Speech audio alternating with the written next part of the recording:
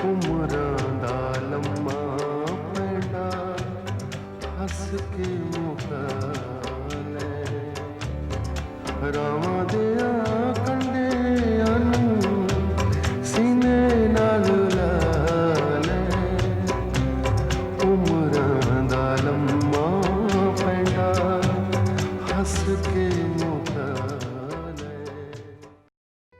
Doctor Gita Dogra ਦਾ ਜਨਮ 8 जनवरी 1955 ਨੂੰ ਫਿਰੋਜ਼ਪੁਰ ਵਿਖੇ ਪਿਤਾ ਸ਼੍ਰੀ ਦੇਵਰਾਜ ਡੋਗਰਾ ਤੇ ਮਾਤਾ ਸ਼੍ਰੀਮਤੀ ਕੇਤਕੀ ਡੋਗਰਾ ਦੇ ਘਰ ਹੋਇਆ। ਪ੍ਰਾਇਮਰੀ ਆਰਿਆ ਗਰਲ ਸਕੂਲ ਫਿਰੋਜ਼ਪੁਰ ਤੋਂ 10ਵੀਂ ਐਸਡੀ ਹਾਈ ਸਕੂਲ ਫਾਜ਼ਿਲਕਾ ਤੋਂ ਪ੍ਰਭਾਕਰ GNDU ਤੋਂ ਕੀਤੀ। ਇਲਾਹਾਬਾਦ ਯੂਨੀਵਰਸਿਟੀ ਤੋਂ ਸਾਹਿਤ ਰਤਨ ਦੀ ਉਪਾਧੀ, ਲੇਖਨ ਦੀ ਵਜ੍ਹਾ ਨਾਲ PhD ਦੀ ਮਾਨਦ ਉਪਾਧੀ ਨਾਲ ਸਨਮਾਨਿਤ। 1977 ਚ ਬਾਲ ਵਿਦਿਆਲਿਆ ਹਾਈ ਸਕੂਲ ਅੰਮ੍ਰਿਤਸਰ 'ਚ ਬਤੌਰ ਅਧਿਆਪਿਕਾ ਆਪਣੇ ਕੈਰੀਅਰ ਦੀ ਸ਼ੁਰੂਆਤ ਕੀਤੀ। 1978 'ਚ ਪੱਤਰਕਾਰਿਤਾ ਦੇ ਖੇਤਰ 'ਚ ਆਏ। ਉਸ ਵੇਲੇ ਪੰਜਾਬ 'ਚ ਕੋਈ ਕੋਰਸ ਨਹੀਂ ਸੀ ਤੇ ਦਿੱਲੀ ਤੋਂ ਕੋਰਸ ਕਰਕੇ ਕ੍ਰਮ ਪੱਤਰਿਕਾ ਛਾਪਣੀ ਸ਼ੁਰੂ ਕੀਤੀ। ਪੰਜਾਬ ਦੀ ਪਹਿਲੀ field journalist, crime reporter Geeta Dogra ji ਨੇ ਵੱਖ-ਵੱਖ ਅਖਬਾਰਾਂ ਤੇ ਪੱਤਰਿਕਾਵਾਂ 'ਚ ਲਗਾਤਾਰ 40 ਸਾਲ ਆਪਣੀਆਂ ਸੇਵਾਵਾਂ ਦਿੱਤੀਆਂ। ਇਸ ਤੋਂ ਇਲਾਵਾ ਅਕਸ਼ਰ ਇੰਸਟੀਚਿਊਟ ਆਫ ਜਰਨਲਿਜ਼ਮ ਦੀ ਸੰਸਥਾਪਕ ਤੇ ਪ੍ਰਿੰਸੀਪਲ ਰਹੇ। ਡਾਕਟਰ ਗੀਤਾ ਡੋਗਰਾ ਨੇ ਹਿੰਦੀ ਸਾਹਿਤ ਨੂੰ ਆਪਣੀ ਲੇਖਣੀ ਨਾਲ ਸ਼ਿੰਗਾਰਿਆ ਹੈ। ਇਹਨਾਂ ਦੇ ਹੁਣ ਤੱਕ 4 ਹਿੰਦੀ ਕਾਵ ਸੰਗ੍ਰਹਿ ਅਗਲੇ ਪੜਾਵ ਤੱਕ, ਧੂਪ ਉਦਾਸ ਹੈ, ਦਹਲੀਜ਼, ਮਨ ਗਿਲਹਰੀ ਆ ਚੁੱਕੇ ਨੇ ਅਤੇ 5ਵਾਂ ਪੁਲ ਕੰਜਰੀ ਛਪਾਈ ਅਧੀਨ ਹੈ। ਇਸ ਤੋਂ ਇਲਾਵਾ ਸੰਪਾदित संग्रह ने पंजाब की श्रेष्ठ कहानियां, पंजाब की चर्चित हिंदी कहानियां, रमेश बत्रा की चर्चित कहानियां, अब तुम्हारे हवाले वतन साथियों, शक्तिपुंज अटल बिहारी वाजपेयी आदि छप चुकियां ने। इस तो इलावा बयान दर्ज हो आत्मकथा, भारत की महिला कथाकार संपादित संग्रह छपाई अधीन ने। ਸਾਹਿਤ ਨੂੰ ਇਹਨਾਂ ਦੀ ਦੇਣ ਕਰਕੇ ਇਹਨਾਂ ਨੂੰ ਕਈ ਮਾਨ ਸਨਮਾਨ ਵੀ ਮਿਲੇ ਨੇ, ਜਿਨ੍ਹਾਂ 'ਚ ਸਹਿਸਤਰ ਸ਼ਤਾਬਦੀ ਪੁਰਸਕਾਰ, ਕਾਵੇ ਕੌਸਤੁਭ, ਪੰਜਾਬ ਭਾਸ਼ਾ ਵਿਭਾਗ ਵੱਲੋਂ ਡਾਕਟਰ ਇੰਦਰਨਾਥ ਮਦਾਨ ਪੁਰਸਕਾਰ, ਸ਼੍ਰੇਸ਼ਠ ਮਹਿਲਾ ਪੁਰਸਕਾਰ, ਸਾਹਿਤ ਅਲੰਕਾਰ ਆਦਿ ਸ਼ਾਮਲ ਨੇ।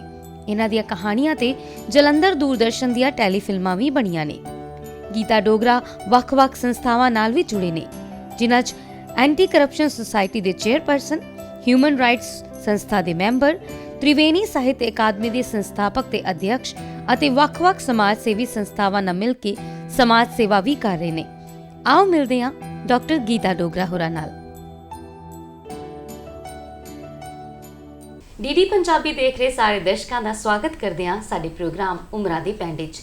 ਜਿਵੇਂ ਕਿ ਤੁਸੀਂ ਜਾਣਦੇ ਹੋ, ਅਸੀਂ ਆਪਣੇ ਹਰੇਕ ਪ੍ਰੋਗਰਾਮ ਦੇ ਵਿੱਚ ਇੱਕ ਨਵੀਕਲੀ, ਇੱਕ ਅਜ਼ੀਮ ਸ਼ਖਸੀਅਤ ਦੇ ਨਾਲ ਤੁਹਾਡੀ ਮੁਲਾਕਾਤ ਕਰਾਉਂਦੇ ਹਾਂ ਤੇ ਅੱਜ ਜਿਨ੍ਹਾਂ ਨਾਲ ਤੁਹਾਡੀ ਮੁਲਾਕਾਤ ਕਰਾ ਰਹੇ ਹਾਂ ਉਹਨਾਂ ਬਾਰੇ ਇਹੀ ਕਹਿਣਾ ਚਾਹਾਂਗੀ। ਮੈਂ ਲਿਖਾਂ ਮੈਂ ਲਿਖਦੀ ਹੀ ਜਾਵਾਂ, ਸ਼ਾਲਾ ਕਲਮ ਤੇ ਹਰਫ ਦੇ ਰਿਸ਼ਤੇ ਕਦੇ ਨਾ ਟੁੱਟਣ।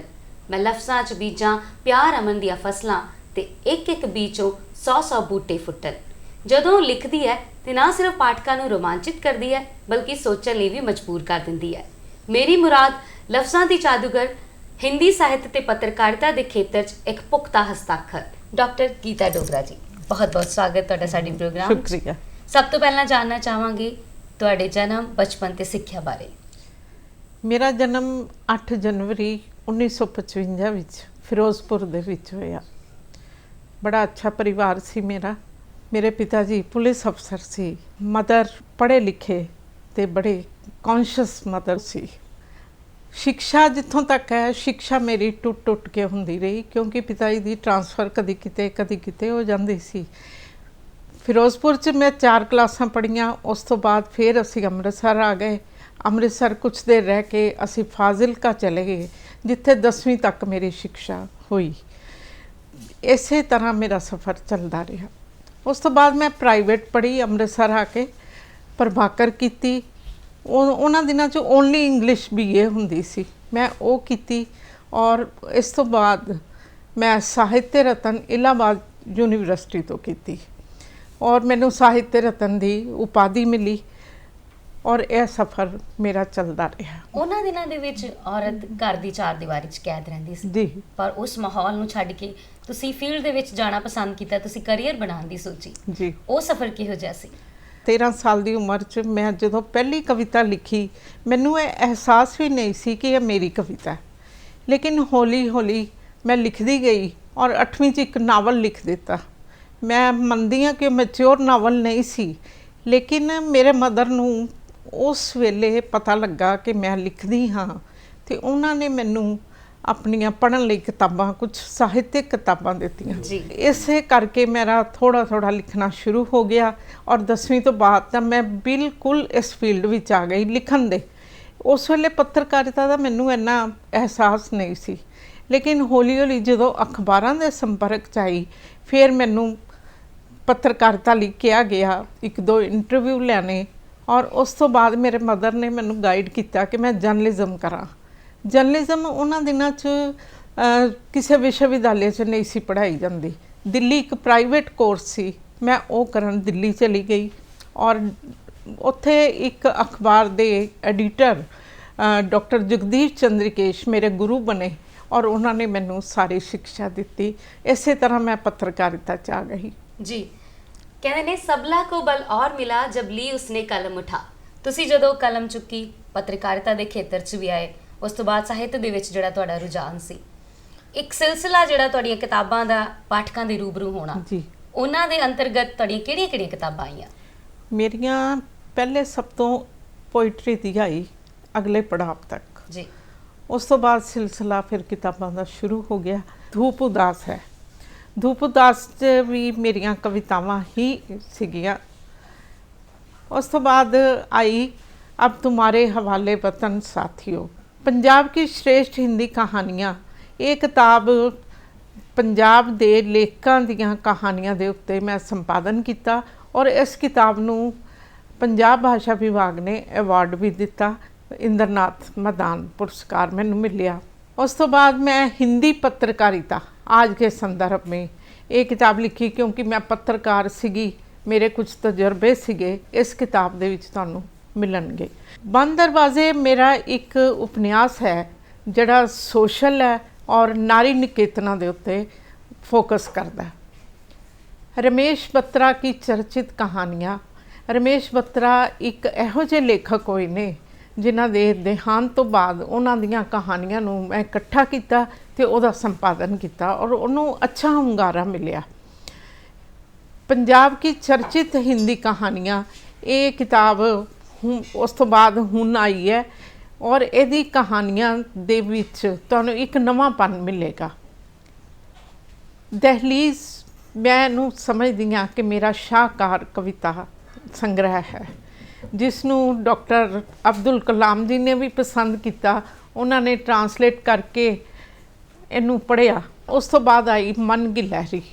मन गिलहरी दे विच भी कवितावां ने और ये कवितावां समाज दे उत्ते एक अच्छा व्यंग भी है ते समाज दा चित्रण भी। इस तरह ये सिलसिला चल रहा। एक किताब जिहड़ियां पूरे भारत दीयां महिला कथाकार ने उन्हां दीयां कहानियां लैके मैं संपादन किया, जिहड़ी किताब हुण छपदी पई है, बहुत थोड़े दिनां च आ जाएगी। एक मेरा कविता संग्रह, एक ऐतिहासिक नाम रखिया पुल कंजरी, जिहड़ा अमृतसर बॉर्डर ते है, उहदे ते मेरी एक लंबी कविता है और वो इस किताब च दर्ज है एक इतिहास के रूप दे विच।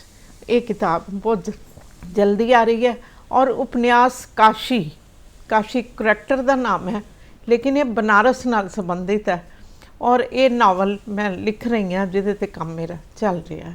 1969-70 के करीब मैं एक नाम सुनिया सी, वो सी गीता डोगरा मीनू। गीता डोगरा जी पहला इस नाम नाल लिखते हुंदे सी ते उन्हां दिनां 'च असीं भी लिखना शुरू किया सी ते फिर हौली हौली गीता डोगरा जी बारे पता लगन लग गया, उन्हां दीयां लिखतां पढ़न लग गए।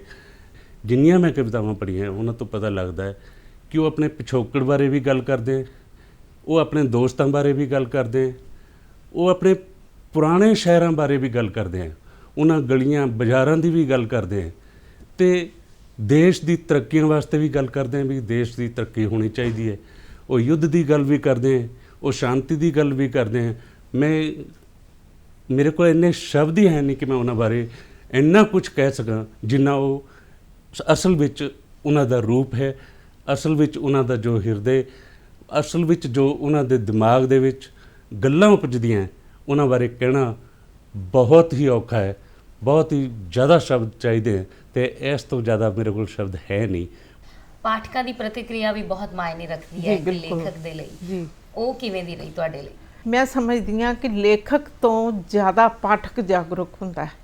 ਪਾਠਕ ਜੋ ਲਿਖਦਾ ਹੈ, ਹਰ ਲੇਖਕ ਨੂੰ ਉਹਨੂੰ ਗੰਭੀਰਤਾ ਨਾਲ ਪੜ੍ਹਨਾ ਚਾਹੀਦਾ ਹੈ, ਉਹਨਾਂ ਦੀ ਗੱਲ ਸੁਣਨੀ ਚਾਹੀਦੀ ਹੈ, ਕਿਉਂਕਿ ਪਾਠਕ ਕਈ ਵਾਰੀ ਇਹੋ ਜਿਹੀ ਤੁਹਾਡੀ ਗਲਤੀ ਦੱਸ ਦਿੰਦਾ ਹੈ ਜਿਹਨੂੰ ਤੁਸੀਂ ਕਦੇ ਸੋਚਿਆ ਵੀ ਨਹੀਂ ਹੁੰਦਾ। ਔਰ ਅਗਰ ਕਿਸੇ ਪਾਠਕ ਨੇ ਪੁਆਇੰਟ ਆਊਟ ਕੀਤਾ ਹੈ ਤੇ ਮੈਂ ਉਹਦੇ ਤੇ ਅਮਲ ਵੀ ਕੀਤਾ ਹੈ। ਲੇਕਿਨ ਕੁੱਲ ਮਿਲਾ ਕੇ ਮੇਰੀ ਪਾਠਕ ਪ੍ਰਤੀਕਿਰਿਆ ਬਹੁਤ ਅੱਛੀ ਮੈਨੂੰ ਮਿਲੀ ਹੈ। ਇੱਕ ਲੇਖਕ ਦੇ ਲਈ ਮਾਨ ਸਨਮਾਨ ਵੀ ਬਹੁਤ ਕੀਮਤੀ ਹੁੰਦੇ ਨੇ, ਜੀ। ਉਹਨਾਂ ਬਾਰੇ ਦੱਸੋ।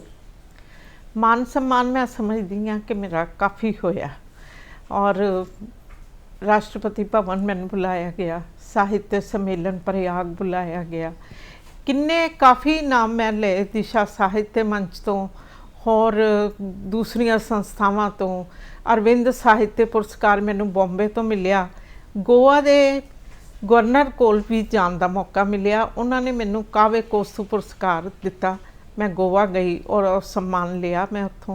इसी तरह उप राष्ट्रपति जी उन्होंने भी मैनू इनवाइट किया और मैनू उत्थे भी जाने का मौका मिलिया। इसी तरह अलग अलग मैनू पुरस्कार मिले। हुणे हाल ही च कुछ दिन पहले ही पंजाब साहित्य अकादमी ने मैनू दिता अवार्ड और मैनू बड़ा अच्छा लगा कि एक अकादमी भी मेरे बारे सोच रही है। तो इस तरह सम्मान काफ़ी मिले और मैं उन्हों की शुक्रगुजार हाँ कि उन्होंने मेरे काम की कीमत पाई और मैनू इस काबिल समझा। डॉक्टर गीता डोगरा जिथे एक पत्रकार ने, एक कवित्री ने, उत्थे उन्हों की निजी जिंदगी भी है। जानना चाहवांगी उस निजी जिंदगी बारे। मेरी मैरिज मैडम 1982 हुई। इत्थे अमृतसर तो जलंधर कैंट मैं आ गई। मेरे पति स्वर्गीय मनमोहन कुमार जी एक बहुत ही अच्छे इंसान सी और उन्हां नाल मैनू कोई प्रॉब्लम नहीं आई, हमेशा साथ देने वाले। मेरे परिवार च मेरे 2 बच्चे हैं, एक बेटा एक बेटी। मेरा बेटा अरमान वो सरकारी मुलाजिम है और बहू मेरी निशा शर्मा ये टैरट रीडर है, ज्योतिष विच बहुत इंटरस्ट लैंदी है और अपना काम कर रही है आजकल। मेरा एक पोता विहान वो बड़ा प्यारा बच्चा है तो ਉਹਦੇ ਨਾਲ ਮੇਰਾ ਟਾਈਮ ਬਹੁਤ ਅੱਛਾ ਪਾਸ ਹੋ ਜਾਂਦਾ ਹੈ। ਜਦੋਂ ਦਾ ਅਸੀਂ ਹੋਸ਼ ਸੰਭਾਲਿਆ ਉਦੋਂ ਦਾ ਇੱਕ ਕਿਤਾਬਾਂ ਦੇ ਵਿੱਚ ਰਹਿਣ ਦਾ ਮੌਕਾ ਮਿਲਿਆ। ਉਹੀ ਮਾਹੌਲ ਸਾਨੂੰ ਬੌਧਿਕ ਸਤਰ ਤੇ ਬਹੁਤ ਜ਼ਿਆਦਾ ਫਾਇਦੇਮੰਦ ਰਿਹਾ ਹੈ। ਕਿਤਾਬਾਂ ਦੇ ਵਿੱਚ ਪਲ ਵੜ ਕੇ ਔਰ ਮੰਮੀ ਜੀ ਜੋ ਵੀ ਲਿਖਦੇ ਸੀਗੇ ਉਹਨੂੰ ਪੜ੍ਹ ਕੇ ਔਰ ਇਹਨਾਂ ਦੇ ਪ੍ਰੋਤਸਾਹਨ ਨਾਲ ਜੋ ਸਾਨੂੰ ਕਿਤਾਬਾਂ ਨੂੰ ਪੜ੍ਹਨ ਦੀ, ਉਹਨਾਂ ਦੇ ਵਿੱਚ ਰਹਿਣ ਦੀ ਜਿਹੜੀ ਉਹ ਆਦਤ ਪੈ ਚੁੱਕੀ ਸੀ ਉਹ ਅੱਜ ਤੱਕ ਸਾਡੇ ਕੰਮ ਆ ਰਹੀ ਹੈ। ਈਵਨ ਉਹੀ ਚੀਜ਼ ਸਾਡੇ ਆਉਣ ਵਾਲੀ ਪੀੜ੍ਹੀਆਂ ਦੇ ਵਿੱਚ ਵੀ ਜਾਂਦੀ ਰਹੇਗੀ। ਜਦੋਂ ਤਾਂ ਮੇਰਾ ਵਿਆਹ ਹੋਇਆ, ਮੈਂ ਵਿਆਹ ਕੇ ਇਸ ਘਰ ਵਿੱਚ ਆਈ ਤਾਂ ਮੈਂ ਦੇਖਿਆ ਕਿ ਮੈਨੂੰ ਇਸ ਘਰ ਵਿੱਚ ਕੁਝ ਵੀ ਨਵਾਂ ਨਹੀਂ ਲੱਗਾ। ਮੈਨੂੰ ਇੱਦਾਂ ਲੱਗਾ ਕਿ ਮੈਂ ਆਪਣੇ ਹੀ ਘਰ ਬੈਠੀ ਹਾਂ। ਮੈਂ ਇਹੀ ਕਹਾਂਗੀ ਕਿ ਜਿਹੜੇ ਮੇਰੇ ਮਦਰ ਇਨ ਲੋ ਹੈ ਉਹਨਾਂ ਦਾ ਨੇਚਰ ਇੰਨਾ ਕੁ ਅੱਛਾ ਹੈ, ਕਿਸੇ ਗੱਲ ਦੀ ਕੋਈ ਰੋਕ ਟੋਕ ਨਹੀਂ ਹੈ। ਉਹ ਕਹਿੰਦੇ ਜੋ ਕਰਨਾ ਹੈ ਤੁਸੀਂ ਕਰੋ, ਮੈਂ ਤੁਹਾਡੇ ਨਾਲ ਹਾਂ। मेरी बेटी पल्लवी शर्मा क्लासिकल डांसर है और कलकत्ते मैरिज ਉਹਦੀ ਹੋਈ ਹੈ, लेकिन वो अपने पति सुमित अरोड़ा ਦੇ ਨਾਲ अमेरिका 'ਚ ਸੈਟਲ ਹੈ। ਉਹਨਾਂ ਦਾ ਇੱਕ ਬੇਟਾ ਹੈ ਨੀਲ। ਗੀਤਾ ਡੋਗਰਾ ਜੀ, ਜਦੋਂ ਵੀ ਕੋਈ ਔਰਤ ਕਲਮ ਚੁੱਕਦੀ ਹੈ ਤਾਂ ਉਹਨੂੰ ਕਈ ਵਾਰੀ ਨਾ ਪੱਖੀ ਹਾਲਾਤਾਂ ਦਾ ਵੀ ਸਾਹਮਣਾ ਕਰਨਾ ਪੈਂਦਾ ਹੈ। ਜੀ। ਤੁਹਾਡੀ ਜ਼ਿੰਦਗੀ 'ਚ ਵੀ ਕੋਈ ਇਦਾਂ ਦਾ ਵਾਕਿਆ ਹੋਇਆ ਹੋਵੇ? देखो मैरिज तो पहले तक कोई ऐसा नहीं सीगा, मेरे मदर बड़े सपोर्टिंग सीगे, लेकिन मैरिज तो बाद जिस तरह जिंदगी बदल जाती है इस तरह होया। मेरा परिवार उधर जिन्ना पढ़िया लिखिया सी या जिन्ने क्रिएटिव सीगे वो इस परिवार च नहीं सी। मेरे पति ਜਿਹੜੇ मनमोहन जी सीगे ਉਹਨਾਂ ਨੂੰ ਮੇਰੇ ਕੰਮ ਤੇ ਕੋਈ ਇਤਰਾਜ਼ ਨਹੀਂ ਸੀ, ਲੇਕਿਨ ਬਾਕੀ ਘਰ ਦੇ ਸਮਝਦੇ ਸੀ ਕਿ ਇਹ ਫਜ਼ੂਲ ਕੰਮ ਹੈ, ਇਹ 'ਚ ਲੱਭਦਾ ਕੀ ਹੈ। ਤੇ ਬੜੀ ਮੁਸ਼ਕਿਲ ਹੋਈ घर च कोई कागज़ नहीं, कोई पेन नहीं, कोई किताब नहीं, और इन्हां तो बिना ते मैं बिल्कुल कल्ली महसूस करदी सी। जी। मैनू काफ़ी साल लग गए, मैं लिखण शुरू नहीं किया, लेकिन एक अखबार च नौकरी करदी सी, उत्थे टेबल ते बैठ के मैं जो लिख लेना ते मैं दफ्तर च ही रख जाना लॉक दे विच, और फिर मैं बाद च आके उत्थों कढ़ना पढ़ना या उन्नू किते भेजना। चीज़ां छपदियां सीगियां, मैगज़ीनां दफ्तर च ही मैं मंगवा लैंदी सी। वो जिहड़े साल मैं लिख नहीं पाई खुल के, ਉਹਦਾ ਮੈਨੂੰ अफसोस है कि शायद मैं बहुत अच्छा कुछ लिख लैंदी, लेकिन कहते ने कि एक गैप तो बाद भी लेखक बड़ा अच्छा लिखदा है। शायद यही वजह है कि मैनू इन्ना मान सम्मान मिलिया। ਰਿਟਾਇਰਮੈਂਟ ਤੋਂ ਬਾਅਦ ਹੁਣ ਜਿਹੜੀ ਤੁਹਾਡੀ ਸਫ਼ਰ ਹੈ, ਹੁਣ ਜਿਹੜੀ ਤੁਹਾਡੀ ਰੂਟੀਨ ਹੈ, ਉਹ ਕਿਹੋ ਜਿਹੀ ਹੈ? 2012 मई तक मैं जॉब की है अपना, फिर मैं हुण जिहड़ी मेरी रूटीन है वो अपने परिवार दे नाल है। सवेरे मैं उठ जानी हाँ जल्दी, तो लिखना तो मेरा धर्म है ही है, लेकिन अद्धा घंटा मैं अपने आप नू जरूर दिंदी हाँ, चाहे मैं एक्सरसाइज कर ला या सैर कर ला, दोनों चो एक चीज़ जो दिल करदा वो करदी हाँ। उस तो बाद आके मैं थोड़ी देर कुछ ना कुछ लिटरेचर का पढ़ना है, और दिल करे तो मैं कोशिश करदी हाँ भी एक कविता तो जरूर लिखा। खाली टाइम च मेरा पढ़ना लिखना, अपने मित्रों को मिलना, फंक्शन अटेंड करने। इस तो इलावा मैं बहुत सारिया संस्थावां दी मैंबर भी हाँ, जिहदे विच पहले तो मैं अपनी संस्था त्रिवेणी साहित्य अकादमी की गल करांगी।